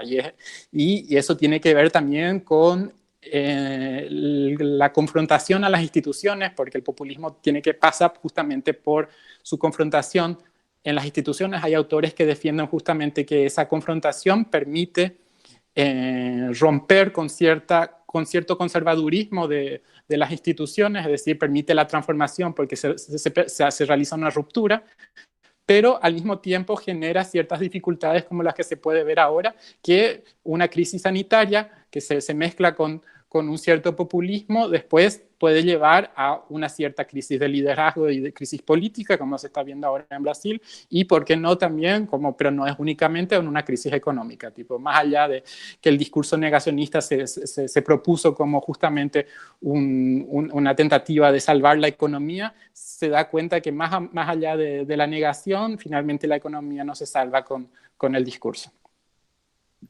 Ok, muchísimas gracias. Hemos recibido una pregunta también que me gustaría, digamos, brevemente, ¿no? ¿Qué nos podrían decir a partir de la denominación de nueva derecha, ¿no? Entre comillas, para describir movimientos como el bolsonarismo y sus burificaciones, ¿no? Entonces, pues los escucho, ¿no? Cómo ven esto de una manera como un poco más resumida para poder entrar a la segunda parte de nuestro live. Así que, ¿quién nos pudiera ayudar en responder esa parte? Eu vou colocar algumas coisas, eu acredito que a Nathalie e o Julian podem até afirmar que é até uma dúvida minha, mas eu lembro que a partir de algumas leituras de alguns cientistas políticos, esse termo nova direita surgiu no governo do Lula, inclusive pelas práticas que estavam muito mais à direita do que à esquerda, né? Então, muitos dos cientistas políticos enquadravam o PT, né, o governo do Lula, como uma nova direita. E aí eu fico pensando se o Bolsonaro seria uma nova direita. Dentro de uma perspectiva, eu vejo que ele está mais de repente, uma extrema direita, né, trabalhando com essa questão do nacionalismo que a gente estava falando até então. E acho que a única coisa que ele poderia ter de liberal dentro do governo dele é o ministro da Economia, né, que a gente não sabe até quando ele fica, que mais um saiu hoje. Mas eu queria até provocar os colegas no sentido que eles devem ter uma revisão referente conceitual mais atual de como os cientistas políticos estão debatendo esses conceitos, porque a última vez que eu fiz essa revisão, eles estavam enquadrando o termo de nova direita para o PT, né, tendo em vista as características da prática da política do PT. Aí eu vou passar a bola para frente. Ok, gracias, Manu. Não sei se Julien ou Nathalie. Eu posso fazer uma pequena colaboração, porque ano passado não é um tema que eu tenha estudado em profundidade, né? Enfim, quando você está na ciência política estudando RI, você sempre fica meio dividida na literatura. Não deve saber porque está nas RIs e é do direito, né? Está sempre tentando ler de tudo e nunca lê o suficiente. Mas ano passado eu fui para a Unpox, né? Que é o encontro da Associação Brasileira de Ciências Sociais, que ocorria em Caxambu, né? Agora provavelmente vai ocorrer digitalmente, né? Não vai mais ocorrer em lugar nenhum. E mudou já, Manuela. O conceito de nova direita já está sendo muito estudado, eu diria que é um dos temas do momento na Academia Brasileira de Ciência Política. Tiveram várias mesas sobre esse conceito e eles estão sendo utilizados justamente para estudar essa nova direita em torno do Bolsonaro, do PSL, essa direita um pouco mais... enfim, um pouco mais extremo, um pouco mais radical nas suas posições. Eles também estudam a relação com os Estados Unidos, a relação com outros países. Então, já é um conceito que está sendo utilizado não só para estudar o que acontece no Brasil, mas também para estudar essa formação desses novos partidos, desses novos candidatos, novos polos de poder, que tem essa posição contrassistêmica, sobretudo. Eles também, junto com esse conceito de nova direita, o populismo tem sido muito estudado, né? O populismo, a Pippa Norris tem um livro do ano passado, junto com o Igor Hart, que eles trabalham com a ideia de backlash dessas políticas populistas, desses líderes um pouco mais à direita, que essa ideia que eles olham por questões geracionais, né? Nos Estados Unidos eles entendem bastante desses estudos, né? Como cada geração, o impacto, como a cultura de cada geração impacta enfim, seja como as pessoas consomem ou como elas votam, né? Então já vejo que tem E eu acho que, sobretudo, essa mudança conceitual, talvez não só no termo nova direita, mas até mesmo essa utilização crescente do populismo, né, do termo populismo, que era tão antes mais associado ao nosso histórico político, né, a América Latina, e que agora tá muito presente nos estudos sobre o Brexit, por exemplo, né, e o Johnson, enfim, como e o Donald Trump com certeza, mas essa nova direita está cada vez mais sendo associada e sendo estudada como um movimento que não se restringe, não que ele seja um movimento global, completamente interligado, mas que existe uma relação. Então eu lembro que me chamou a atenção um professor que apresentou um trabalho onde ele fazia uma análise sobre esses políticos que ele conceitualizava como nova direita, e ele via essa relação direto com o Steve Bannon, com a campanha do Trump, então tinha uma relação direta, e eles geralmente vão para esses traços, eles tendem a enfatizar essa relação entre não só o posicionamento mais conservador, mas a posição antissistêmica, né, então esse medo da globalização, então sobretudo quando a gente fala de autoritarismo, de fascismo, de preconceito, de xenofobia, de nacionalismo, a gente esse medo da globalização que é crescente, né, esse medo, a questão do trabalho, né, o medo de perder o emprego, seja para o imigrante, seja para a máquina, seja para os efeitos, e também essa posição mais conservadora nos costumes, né, como se fosse uma reação às medidas mais progressistas que foram tomadas nos anos anteriores, as conquistas das minorias nos últimos anos, né, então também que seria um fenômeno que não se restringe ao Brasil. É claro que em cada país esse fenômeno ele vai ter uma estrutura própria, né, afinal ele conversa ali com a sua realidade. Então essa nova direita da Europa, né, é diferente de uma nova direita no Brasil, que é diferente de uma nova direita nos Estados Unidos, mas todos eles têm esses pequenos elementos, esses pequenos aspectos que convergem, né, geralmente essa posição antissistêmica, um líder populista, o outsider, agora, né, se estuda muito, né, a posição do outsider, aquele político que não é político, enfim, ou diz que não é político, como é o caso do Bolsonaro, mas esses são elementos que eu vejo que têm sido estudados. Com relação ao conceito, eu conheço pouco, então eu não me aprofundo muito, mas ele vem sendo estudado bastante na ciência política. É um novo tema, eu diria, assim, da agenda de pesquisa da ciência política brasileira. Un punto en relación a eso, yo creo que más que un concepto tiene que ver con la coyuntura también, tipo, siempre la utilización de adjetivos en los conceptos tiene que ver muchas veces con la coyuntura, es decir, cuando se le agrega el nuevo o el viejo, tiene que ver con el momento determinado que se está viviendo. Y en ese sentido también vimos la utilización de nueva o de moderna en el sentido de los gobiernos tanto de Macri como de Piñera, tipo, por eso depende mucho del país en el que estamos hablando o de la región en la que estamos hablando. En este sentido, sí, Brasil capaz está muy presente esa idea de nueva derecha asociada al gobierno de Bolsonaro, pero si salimos un poco también en la región, la idea de nueva derecha era también una idea de modernización y era una idea que tenía que ver con gobiernos como los de Piñera o como los de Macri, que en cierta medida marcaban una distancia de gobiernos autoritarios o de las dictaduras, que inclusive llegaron más allá, que vienen de un pasado dictatorial, de familias asociadas a la dictadura, pero en cierta medida buscaban representar como un nuevo rostro a la derecha, tipo, y distanciarse de una cierta derecha muchas veces asociada al lado reaccionario. Entonces, en ese sentido también hay que ver la utilización justamente de esos adjetivos en los conceptos en ciencias sociales en general, tiene que ver muchas veces con un debate que está presente, tipo, que estamos intentando entender algo que no entendemos de dónde viene, no entendemos por qué está pasando, entonces no sabemos cómo definirlo, que es lo mismo que estábamos hablando sobre el tema del fascismo. Entonces, ante esa dificultad de definirlo y de comprender, pero ante la necesidad de debatirlo, porque hace falta debatirlo, entonces buscamos esos adjetivos, tipo buscamos los post, buscamos los neo, buscamos los nuevos, y así, porque es un debate necesario, imperativo, tipo que tenemos que hacerlo, pero al mismo tiempo un debate abierto, porque no está definido y porque tiene que ser llevado. Y por eso justamente creo que fue un elemento central dentro de la Asociación de Ciencia Política y de Ciencias Sociales, tipo, en general. Ok, muchas gracias por sus apreciaciones al respecto. Pues me parece que inclusive este tema podría ser un próximo debate, ¿no? Una sola mesa, digamos, debatiendo sobre eso, porque hay bastantes ejemplos, manifestaciones y todo ello.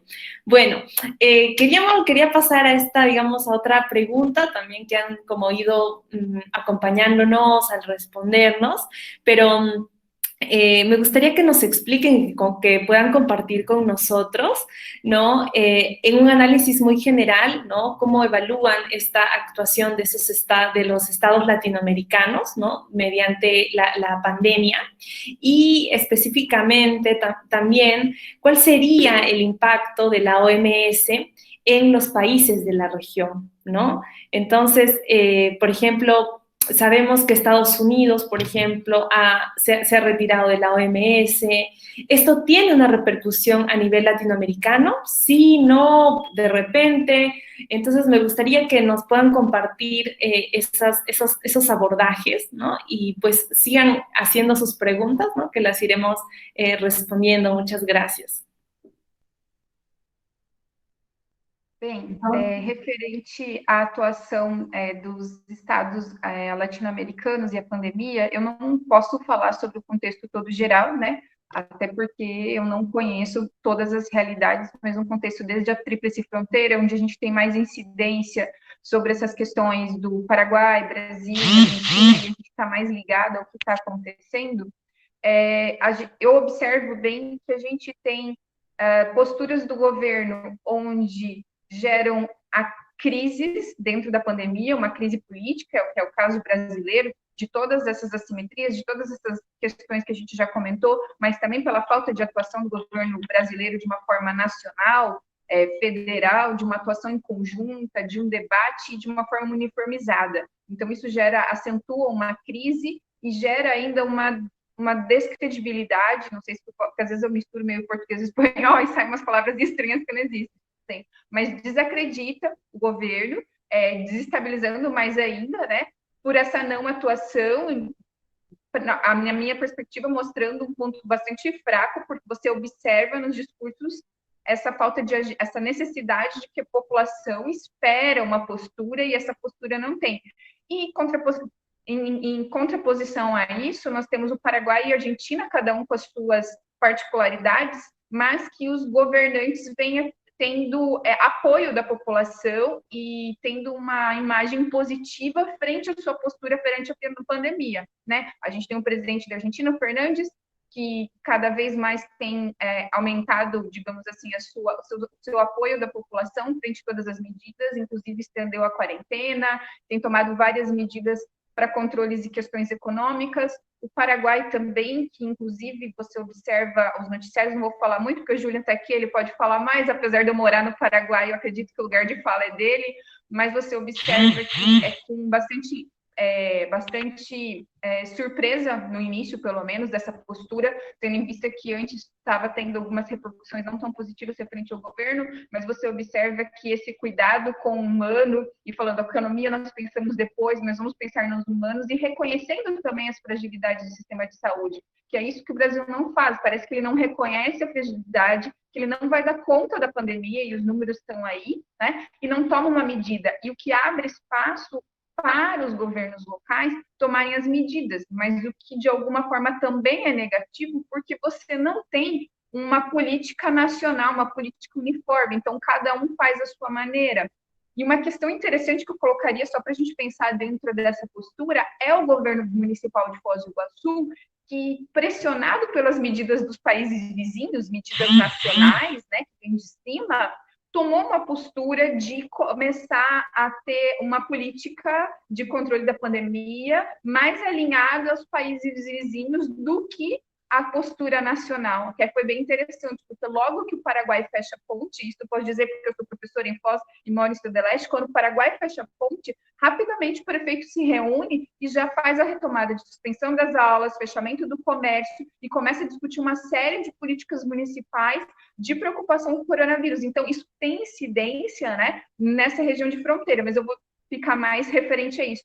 E no que se refere à OMS, só para falar rápido e todo mundo conseguir comentar um pouco, porque eu sei que o tempo é curto, a OMS ela tem um papel importante né, tanto no financiamento para países mais pobres, mas também distribuição de equipamentos, tecnologia, treinamentos do pessoal de saúde, e também informações técnicas e científicas referentes. Então, a gente percebe que países como o Brasil têm mais a perder com uma saída da OMS do que os Estados Unidos, e a saída dos Estados Unidos, na verdade, todos perdem pelo grande financiamento que os Estados Unidos aporta para a OMS.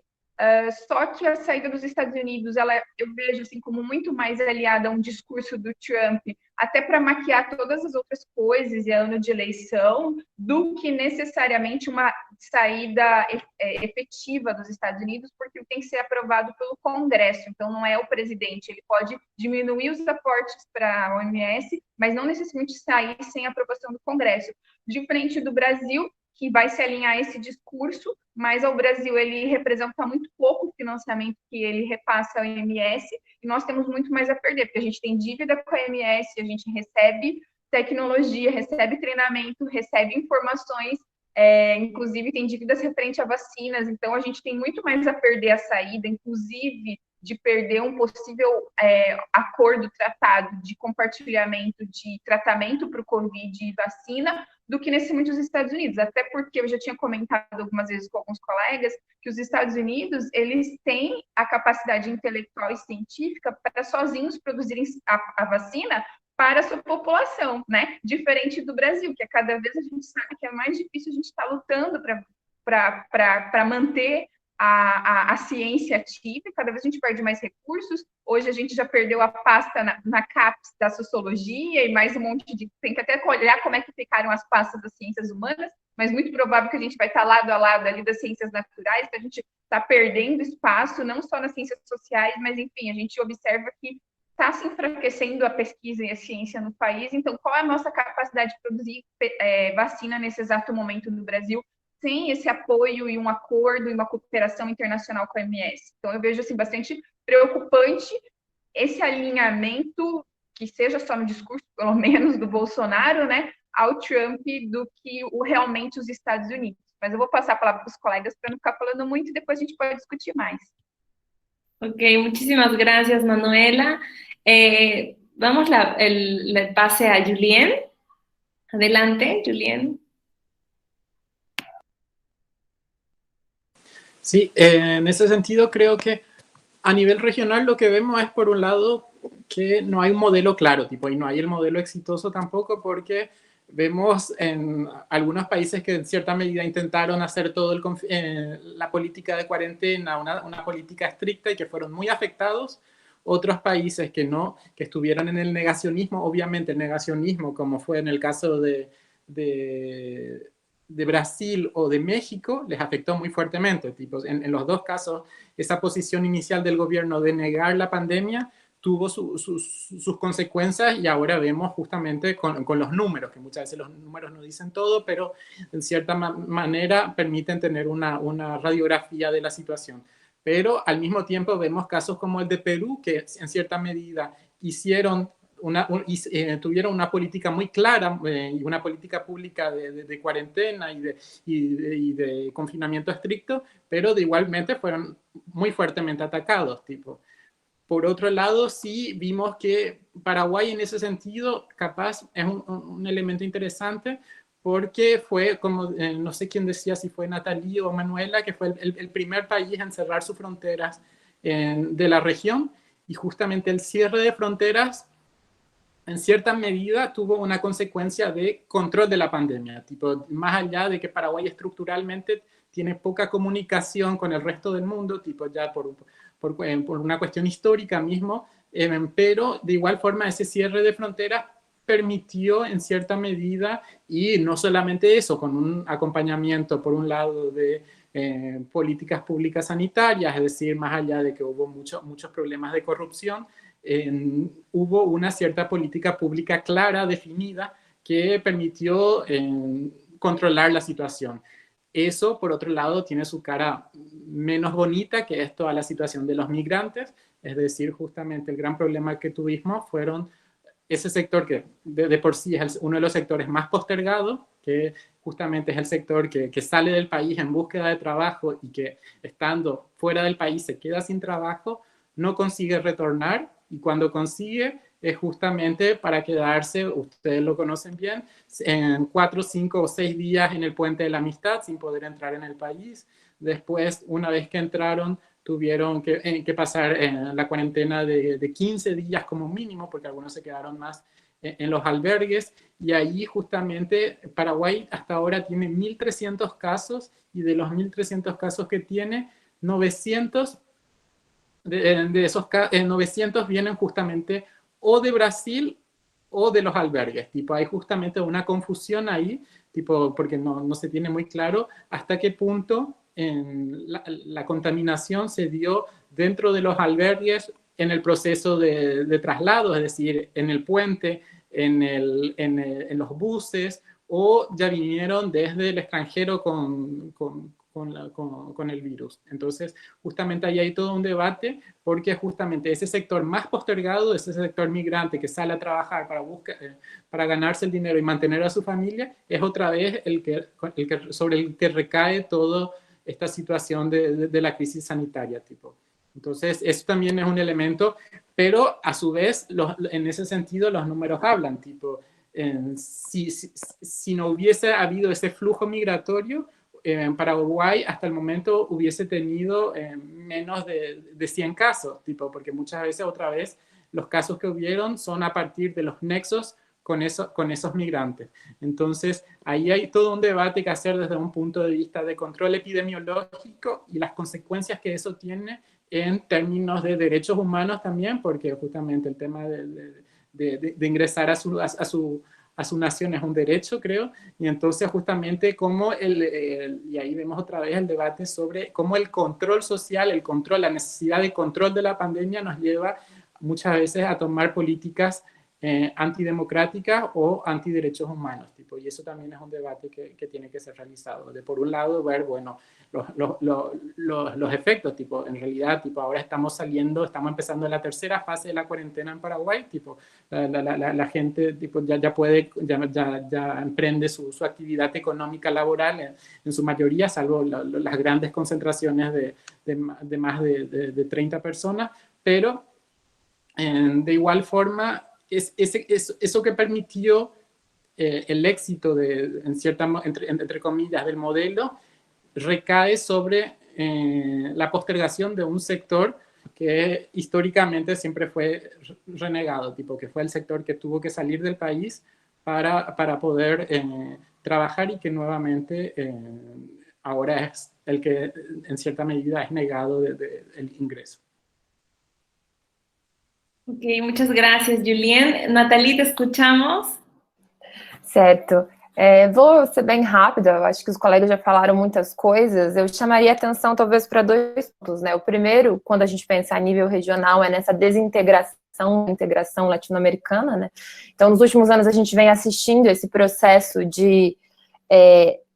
da integração latino-americana cada vez mais ser relegada a uma posição mais secundária diante das crises econômicas que os países estavam vivenciando. Eu acho que o Brasil talvez seja um dos grandes propulsores disso, né, sobretudo não só a postura de sair da Unasul, mas, enfim, a gente cada vez mais tem uma política de governo, né, claro, não de Estado, uma política de governo mais alinhada, mais Estados Unidos, né, o norte da América e o norte do mundo, e cada vez olha menos para o continente. Mas quando eu também falo da desintegração, é dessa falta de diálogo e alinhamento nas medidas adotadas pelos países, que talvez poderiam, em alguma medida, dirimir essas dificuldades que a gente vem encontrando com relação aos direitos humanos, né? Eu acho que, com certeza, esses migrantes que estão em trânsito ou que precisam entrar nos seus países, tudo isso poderiam ter soluções mais adequadas, né? É por isso que eu falo, no início eu falei de crise humanitária, porque eu acho que a gente fala de crise sanitária, mas em grande medida em determinadas regiões a gente vivencia verdadeiras crises humanitárias,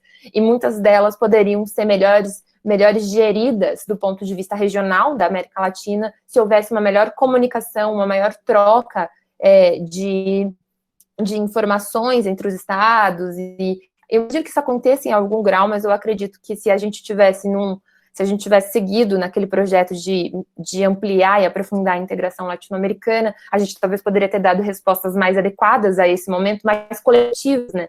Porque aí eu chamo a atenção para a questão da OMS, né, que ela vem sendo amplamente atacada, e claramente ela cometeu inúmeros erros nesse processo. Afinal, essa talvez seja uma das pandemias mais rápidas que já ocorreram, então, no nível na rapidez da transmissão, né, então, muito pouco tempo, o mundo inteiro estava completamente infectado e sofrendo com esse problema, né, mas, ao mesmo tempo, a gente não vai conseguir sair desse problema sem cooperação, porque a gente vive um mundo com uma economia amplamente interligada, e a gente precisa reabrir as fronteiras, em certa medida, as cadeias produtivas precisam voltar a funcionar, enfim, a perda econômica da pandemia, não da quarentena, né, é muito importante sempre frisar que o problema não é a quarentena, é porque a gente está vivendo uma pandemia e não tem como o capitalismo prosperar se você tem um monte de corpos no meio da rua, né, então não dá, e eu acho absurdo que aqui no Brasil isso seja um debate, né, que é a quarentena culpada pelo problema econômico brasileiro e não a pandemia, ou seja, né, o momento de instabilidade, de insegurança, as pessoas estão perdendo emprego, quem não perdeu está com medo de perder, ou teve redução de carga horária, então tá bastante difícil. Eu acho que tudo isso demanda medidas coletivas, seja via OMS, seja via organismos regionais, porque não adianta um problema resolver o seu problema se os outros países não resolverem o problema. Enquanto não houver uma vacina, e mesmo quando houver, essa vacina vai levar um tempo para chegar a toda a população mundial, são 7 bilhões, né? É muito difícil produzir 7 bilhões de doses muito rapidamente, então provavelmente ela vai chegar primeiro nos grandes centros e depois nos países menos integrados ou menos importantes nessa estrutura internacional. Tudo isso demanda ações coletivas, e o que se vê dentro das relações internacionais é o desmoronamento da coletividade dos estados, né? Por mais que ainda haja inúmeras ações conjuntas, essa situação, até a própria assimilação à economia de guerra, que no começo eles falavam muito, né? Estamos vivendo uma guerra. Tipo, não é uma guerra, é uma pandemia, é diferente. Você precisa pensar em outras medidas econômicas, sanitárias, sociais para lidar com ela, né? Mas a gente vê esse desmoronamento das medidas coletivas e cada vez mais a ampliação não só do nacionalismo, mas dessa preocupação dos estados com a sua própria segurança. Talvez a gente esteja voltando mais para um sistema internacional hobbesiano, né, de todos contra todos, de salve-se quem puder, e deixando mais de aquela ideia da escola inglesa de sociedade internacional, onde a gente tem ali a gente tenta construir uma comunidade, compartilha valores dentro das instituições. Não que isso fosse perfeito, né, era amplamente desigual, mas dentro de uma estrutura desigual e perversa, né, como é a forma como a gente estabeleceu as relações internacionais, é melhor a gente sempre ir pela via um pouco mais democrática, né, e nunca deixar que as coisas fiquem mais para o lado mais autoritário. E do ponto de vista do Estado brasileiro, acho que já foi pontuado pela Manuela, não só a negação da pandemia, mas eu acho que a falta de uma resposta do poder central adequada no sentido que nós tínhamos um mecanismo para fazer políticas públicas muito mais afirmativas de combate ao coronavírus, por mais que a situação econômica do país estivesse deteriorando, e eu não estou falando só de dar dinheiro para a população, eu estou falando também, a gente tem aquele programa de medicina da família, né, que é do SUS, é muito importante. Esse poderia ter sido um programa super importante para a gente diminuir a contaminação e diminuir o número de mortes no Brasil, porque o Japão adota algo parecido, o Japão faz isso, ele cria pessoas, né, grupos, né, equipes que vão visitar as casas, levam informação, fazem os testes, né, então a política brasileira é um desastre, e ela se torna um desastre para a América Latina, né? O Brasil é o maior país da América do Sul, ele tem um impacto econômico para a região, por exemplo, o Paraguai sofre muito por não poder abrir as fronteiras com o Brasil ali na região de Ciudad del Este, então, a nossa má condução da pandemia, ela não é só irresponsável com a nossa própria população, ela é irresponsável com toda a América Latina, e isso é algo que a gente vai lamentar historicamente, provavelmente por muitos anos, porque não são só as vidas dos brasileiros que a gente está levando, né, que a gente está perdendo, que não precisávamos ter perdidas, são as vidas de outros países, e também economicamente isso causa estruturação muito grande, né, e é muito triste, enquanto assim, aquela mais desabafa agora, é muito triste enquanto brasileira pensar que a gente tinha meios de diminuir os impactos. É óbvio que a gente ia ser afetado, é uma pandemia, não tem como não acontecer, é um vírus que passa pelo ar, é muito difícil. a gente é um país desigual, nem todo mundo pode fazer home office, né? Eu sou super privilegiada, eu estou trabalhando em casa. Então, é óbvio que a gente seria afetado, que a gente teria recessão, é inevitável a recessão nesse momento, mas é muito triste do ponto de vista de pensar que um país do tamanho do Brasil, que tem uma responsabilidade econômica com a sua população e com a sua região, tenha dado uma resposta tão desastrosa e tão lamentável à pandemia, que provavelmente a gente só vai perder, né? A gente vai sair, a gente vai levar muitos anos para, acho que, reforçar os laços, ganhar a confiança da comunidade internacional. A gente está jogando séculos de diplomacia no lixo, né? Eu imagino que o Barão do Rio Branco, ele nem era alguém tão legal assim, mas enfim, ele, como diplomata, ele era importante. Ele está se revirando no túmulo com o nosso querido ministro de Relações Exteriores, essa pessoa maravilhosa. Mas acho que é por aí, eu não vou me estender mais, gente. Obrigada. Ok, muchísimas gracias, Natalie, y también muchísimas gracias, Julien y Manuela. Creo que sus puntos de vista son muy complementares, ¿no? Y también algunos son más profundos, ¿no? En cuanto al análisis, y me parece que están muy bien encajados en lo que venimos viviendo, ¿no? Y pues ahora vamos a tenemos dos preguntas, ¿no? Una de ellas es de Julie Everson, que nos dice: a ascensão dos partidos de direita e de extrema-direita com a eleição do presidente Jair Bolsonaro em 2018 deverá passar por uma prova de fogo nas eleições municipais de 2020. Me refiro à pauta da redução do Estado. Poderiam comentar sobre como a crise sanitária e a política no Brasil, particularmente, pode repercutir nas eleições municipais nesse ano? Tá?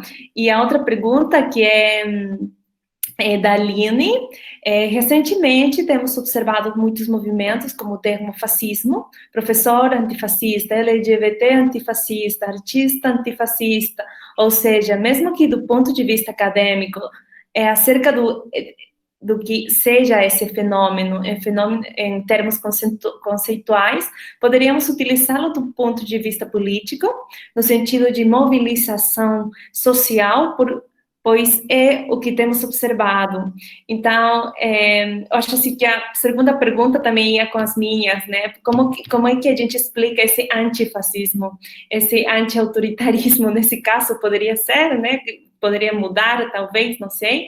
E, então, gostaria de que vocês escolham as perguntas, né? As duas perguntas que nossos ouvintes fizeram aqui e respondessem no máximo, não sei, 3 minutos por cada, e aí a gente continua falando, né? E também já continuando indo para o fechamento também do nosso live de hoje, tá?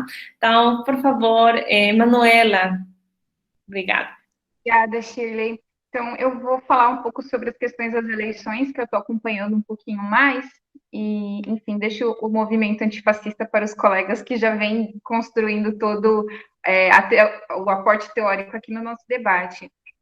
A gente observa que no Brasil, como a pergunta é direcionada às eleições de 2020 no Brasil, a gente tem um movimento dos prefeitos, né, de tomarem partido frente à não ação do Estado Nacional para uma política da pandemia, uma política pública de combate ao Covid-19, e tomando várias medidas, justamente porque o recurso do Sistema Único de Saúde é destinado ao município, que tem que fazer essa gestão e aplicar.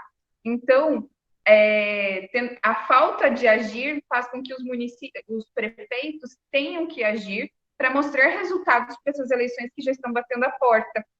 Até porque, né, eles também são responsáveis pela gestão e aplicação desses recursos, porque a gente descentraliza a aplicação desses recursos para os municípios. Então, eles têm uma grande responsabilidade, já que o governo já está com esse discurso de negação do Covid, que não é isso, é só uma gripezinha, passou para o município, e aí ele que está tendo que planejar, junto com a sua equipe, o combate ao Covid-19. Então, assim, realmente, essa pauta a gente vai escutar muito nas eleições de 2020 e as consequências de que como cada prefeito lidou com a pandemia, porque a gente tem prefeito que está alinhado ao discurso do presidente de negar a pandemia e tem o caos total, né?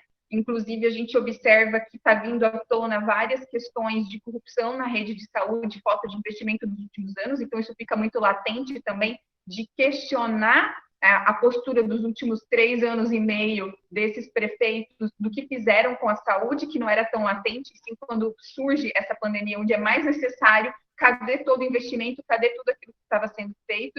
Então, acredito que isso vai ser uma grande pauta, que pode levar a uma reeleição em alguns casos e outros casos nem tanto. Até porque a gente tem que observar que, como a gente tem esse Brasil polarizado, a gente tem cidades polarizadas onde a população também critica alguns prefeitos que tomaram posições de autonomia no combate ao Covid-19, sem se aliar ao governo federal, que está negando, e outros que reclamam dos prefeitos que não tomaram medidas e que deveriam tomar. Então, a gente vai ter o Covid-19 uma grande pauta para as eleições municipais. Tá. Obrigada, Manuela. Julien.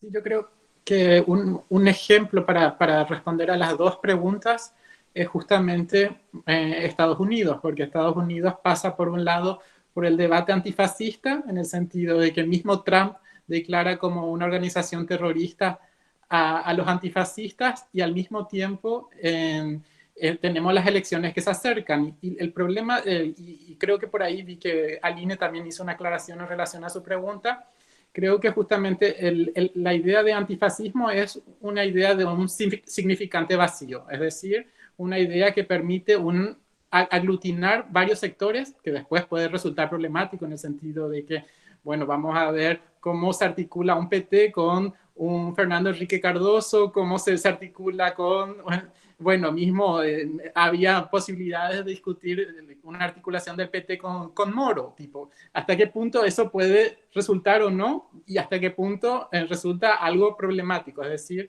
en un sentido puede provocar soluciones como en Estados Unidos, de que todos salían en la figura de Joe Biden, pero eso también es problemático, tipo, hasta qué punto representa un cambio esos tipos de gobiernos. Entonces creo que en ese sentido el antifascismo, el discurso antifascista sí puede ser un elemento aglutinador, tipo, puede ser un significante vacío que permite justamente una serie de movilizaciones, pero también puede después resultar problemático en el sentido de que los gobiernos de concertación sí impiden una continuación de un Trump o de un Bolsonaro en el gobierno, pero después también puede resultar problemático desde un punto de vista de la gestión de la política. Por otro lado, también creo que en términos de elecciones, el panorama es muy incierto. Creo que Shirley hablaba justamente sobre la incertidumbre en este tiempo de pandemia. Tipo, hubieron tentativas de elecciones, tipo en Francia hubieron elecciones municipales en medio de la pandemia, que fue justamente uno de los aceleradores de la epidemia, porque fue en plena cuarentena se hicieron elecciones. Tuvimos el caso también de Bolivia, con la postergación justamente después del golpe de Estado, en la postergación de las elecciones para septiembre. Bueno, ahora se discute si se va a hacer o no en el mes de septiembre. Y bueno, y ahora en Paraguay se suspendieron elecciones municipales, en Brasil también. Bueno, hay un debate sobre suspender o no, y ahí es un juego de poder, tipo, entre quienes ganan con el tiempo y quienes pierden con el tiempo, y no hay un panorama cierto, tipo, hay algunos gobiernos que se benefician justamente y otros que pierden. El ejemplo más claro es Trump, que con toda la serie de movilizaciones que justamente tenemos con los Black Lives Matter, justamente está perdiendo su popularidad, y eso se suma más a la crisis económica, que también es una cuestión del desempleo, porque una de las cuestiones que daba popularidad a Trump era justamente que fue uno de los gobiernos donde más se disminuyó el desempleo, pero con la cuestión de la pandemia justamente se produce lo contrario, y eso le está afectando en términos de popularidad, la cuestión económica, la cuestión de la movilización social y justamente la articulación del sector opositor. Ok, muchas gracias por las precisiones, Julien. Nathalie, te escuchamos. Obrigada. Eu acho que tem duas questões a considerar quando a gente trabalha com essa ideia do antifascismo como uma categoria aglutinadora ali, na verdade, quase como uma categoria capaz de mobilizar socialmente as pessoas para se unir contra esses governos de direita, ou esses governos autoritários, com, enfim, traços autoritários que têm surgido. Acho que a primeira é que sim, é possível, acho que ela já teve um pouco esse movimento nas redes, sobretudo, e as pessoas até foram um pouco para as ruas, e foi um movimento meio diverso, torcida.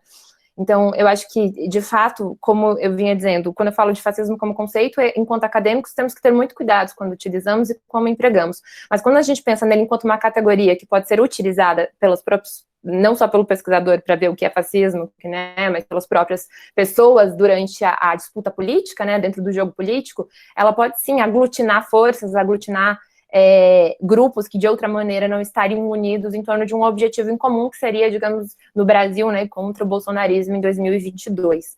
Mas, ao mesmo tempo, eu acho que é importante chamar atenção para uma coisa que, nesse movimento antifascista aqui no Brasil, o termo surge com muita força nessas manifestações que ocorreram há uns dias atrás, que foram motivadas, inspiradas, né, foram inspiradas nas norte-americanas por conta da morte de George Floyd, né, por conta do assassinato do George Floyd por um policial norte-americano. E qual é a centralidade do debate, então, né, que primeiro movimentou a ideia de que deveríamos sair para as ruas, né, seria o antirracismo, porque, de fato, somos um país amplamente racista, com instituições racistas, né, se você vê os números da violência no Brasil, eu falo isso porque eu estudo Rio de Janeiro, amplamente, é assustador o número de pessoas negras que morrem vítimas de arma de fogo ou por letalidade policial. Então, é uma coisa que é acachapante, na verdade, quando você vê os dados, você de fato vê que tem alguma coisa errada nesse processo. Então, a gente tinha, né, o racismo no centro do debate com Black Lives Matter, e aqui começou o movimento negro brasileiro, começou a puxar Vidas Negras Importam, e rapidamente a ideia de um movimento antirracista foi deixado de segundo plano para a ideia de um movimento antifascista, que está muito mais alinhado a uma esquerda progressista branca, né? E por que eu chamo atenção para isso? É errado? Não é. Mas eu acho que no Brasil a gente vai avançar muito pouco em termos de democracia, em termos de estrutura social, se a gente não discutir o racismo.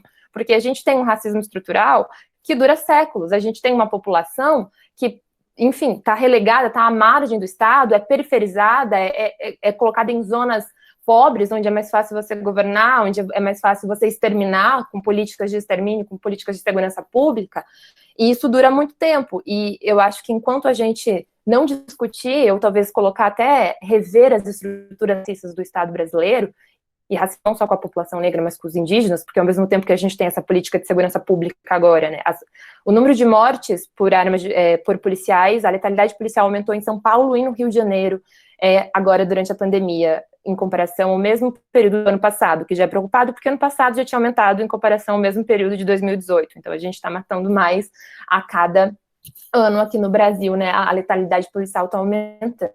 E eu acho que a gente precisa ter eu acho que talvez a questão do racismo precisa estar no centro. Talvez a esquerda progressista brasileira, que é majoritariamente branca, precisa dar voz para os movimentos negros nessa discussão sobre democracia porque eu acho que o bolsonarismo também está relacionado com racismo. Esse autoritarismo brasileiro também está relacionado com racismo. É quase como se fosse essa lógica. Enfim, a gente é um Estado, a gente foi um império, a gente foi uma colônia, a gente teve um processo de embranquecimento, a gente teve escravidão, a gente foi o último a abolir a escravidão, então a gente tem várias estruturas. A gente é o país que mais recebeu escravos.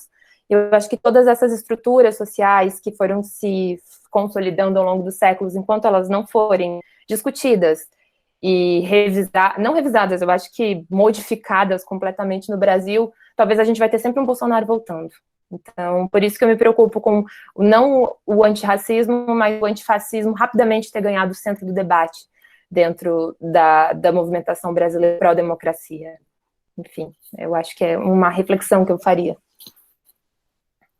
Muchas gracias, Nathalie. Pues entonces pasamos a nuestras palabras finales de nuestros opositores, así como medio minuto, y después ya para poder cerrar todo nuestro conversatorio. Adelante, Manuela.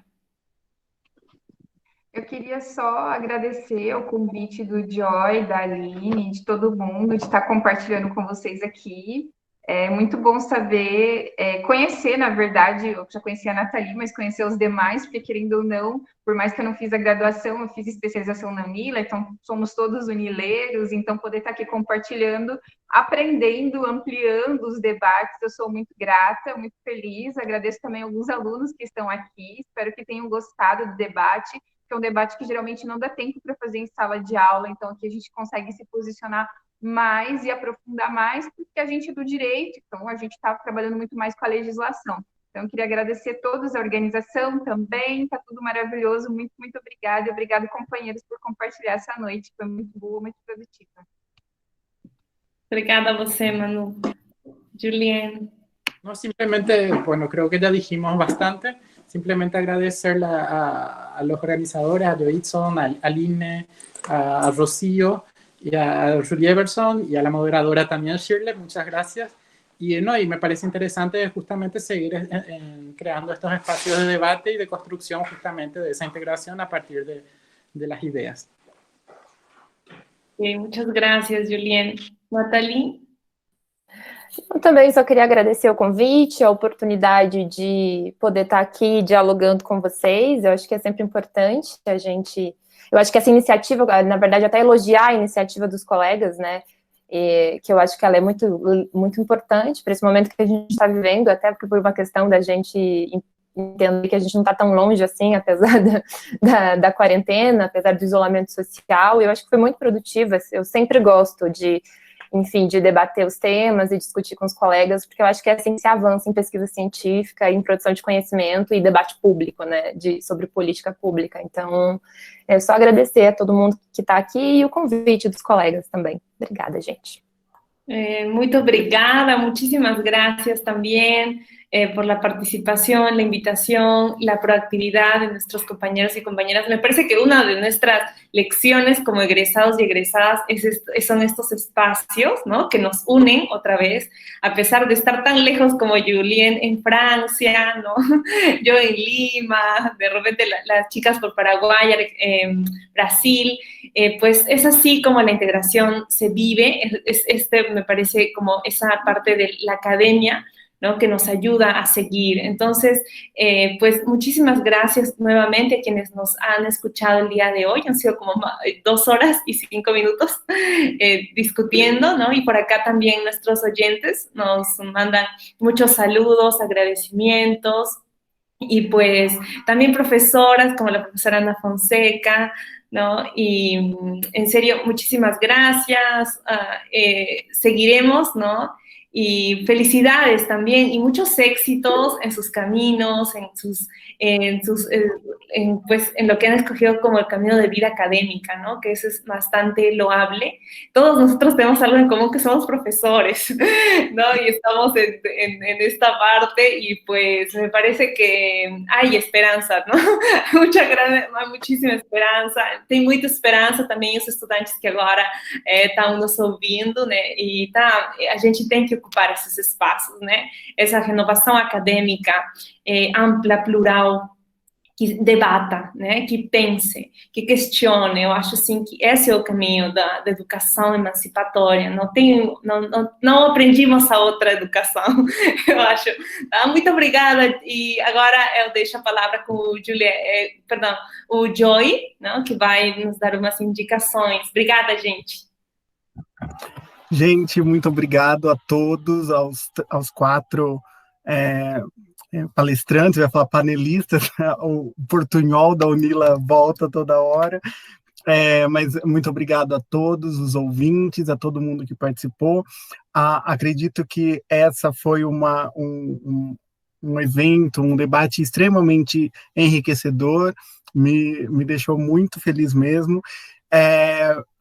Faço minhas as palavras da Shirley, de que vamos nos integrar através do pensamento, e um pensamento aí tentar descolonizar, tentar pensar cada vez mais juntos para melhorar a vida nossa e das nossas populações.